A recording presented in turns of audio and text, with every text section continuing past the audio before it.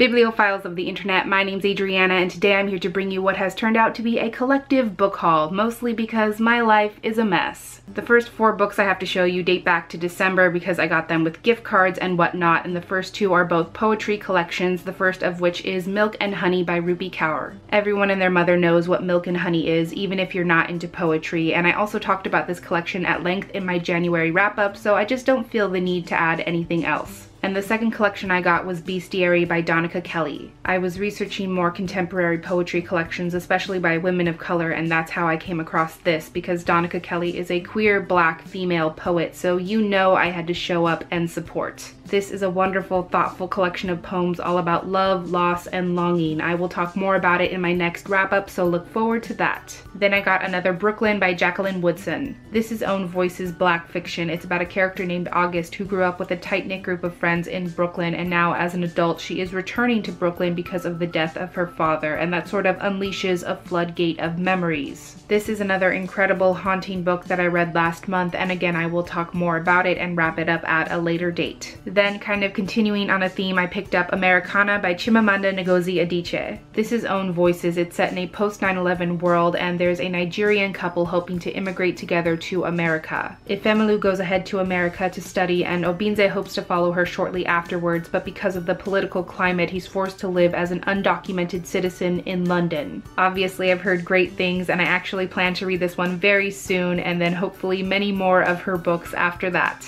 Then, somewhat impulsively, I got myself a copy of The Star-Touched Queen by Roshani Chokshi. This is again Own Voices, about a character named Maya whose horoscope predicts only death and destruction, so her father is trying to marry her off to another kingdom. But before that can happen, Maya decides to willingly disappear with this mysterious, handsome stranger who whisks her away to rule this mythical kingdom called Akaran. This is incredible, beautifully conceived, beautifully written. I talked a lot about it last year and mentioned it in my Best Books of 2016 video, so I have nothing but love for this book. Then I took part in Feminist Lit February, and for that I picked up a nonfiction title, and that was none other than Everyday Sexism by Laura Bates. This started as an online campaign where anyone could submit stories about sexism they encountered during their day-to-day. And here Laura Bates collects those testimonials and she substantiates them with these widely reported public instances of sexism, and she also incorporates these horrifying statistics about the endless ways that society has failed and continues to fail women,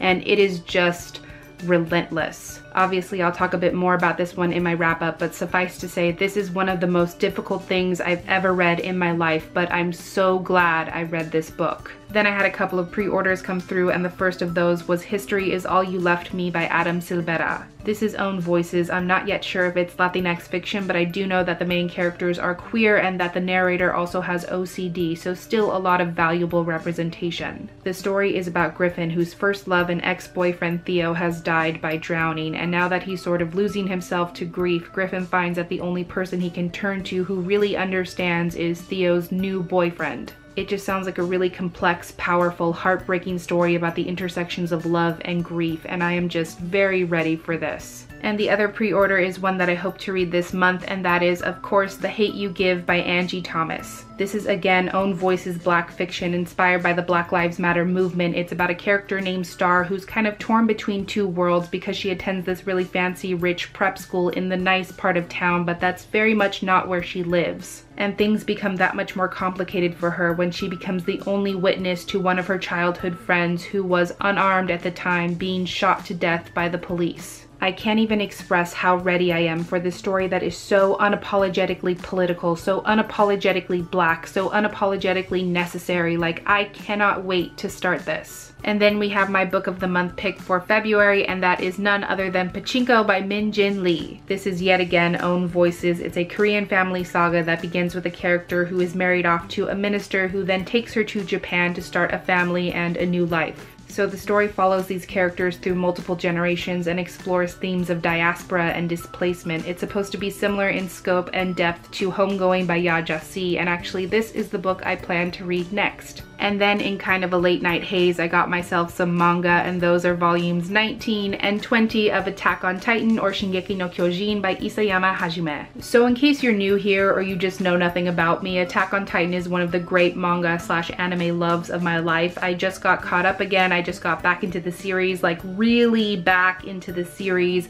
and I just plunged myself straight back into Attack on Titan hell. And a lot of these most recent chapters have been so good, like kept me up until 2 a.m. screaming wordlessly into the void until my throat goes raw, because what is life kind of good? And that's basically all I have to say for myself. And these last few books are entirely the fault of Ivan in some way, shape, or form. The first is An Accident of Stars by Foz Meadows. Legit, I was falling all over myself just to order this book because the author is gender non-binary, and the second I heard that, I was like, I must support this instant. From what I understand, this is like an epic portal fantasy about a schoolgirl named Saffron who sort of stumbles through this tear in reality and ends up trapped in another world called Kenna. This world is on the brink of civil war, and Saffron ends up falling in with this crew of 3 powerful, dangerous women, and it just sounds excellent. And then I have another book I'm extremely excited about, and that is The Sorcerer of the Wildeeps by Kai Ashante Wilson. Admittedly, I don't know too much about this one besides that it's own voices, because it's a fantasy about queer black characters as told by a queer black author, so yes. From what I can gather, it's about this earthbound demigod who's sort of revered as a sorcerer, and there's some kind of imminent war or danger, and in the midst of all that, he falls in love with the captain of his caravan, and they're both like the descendants of gods. That's not a lot to go off of, and yet that alone gives me so much life. I'm picking up a lot of Song of Achilles type feelings, and it is not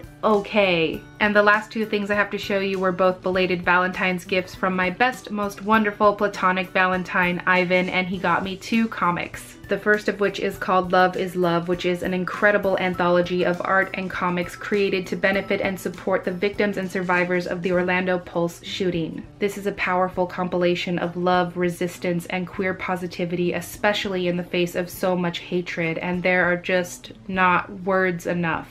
And the second comic he got me was Chew Volume 12, Sour Grapes by John Layman and Rob Guillory. Can you believe it? This is the final installment in the Chew comic series, which is my favorite comic series of all time, and I just don't know what to do with myself. I still haven't read Volume 11 because I'm in denial, but once I do that, I guess I can staunch the pain with this, which will just probably make it worse. So those are all the books I've picked up over these past few months. In the comments below, let me know if you have read any of them, if you're adding any of them to your TBR, or what is a book that you've acquired recently that you're most excited about. But that is everything I had for this book haul today. Thank you so much for watching this video. I really hope that you enjoyed it, and I will catch you on the flip side of the page.